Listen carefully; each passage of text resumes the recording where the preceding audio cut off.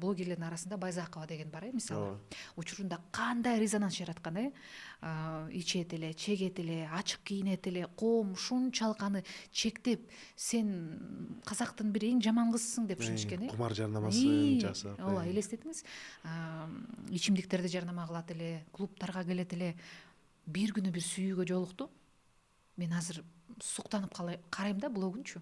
Жолдош экөөнүн гармониясын, үй бүлөсүн, эки баласын тарбиялап атканын, ошол сүйүү эле жетишпей турабы деп ойлойм кээдечи.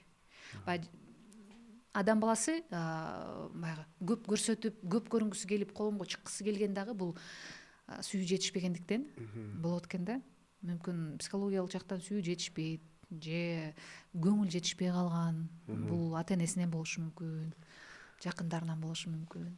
Айзада, сиз дагы турмушка чыккандан кийин сиздин жашооңуз канча градуска өзгөрдү?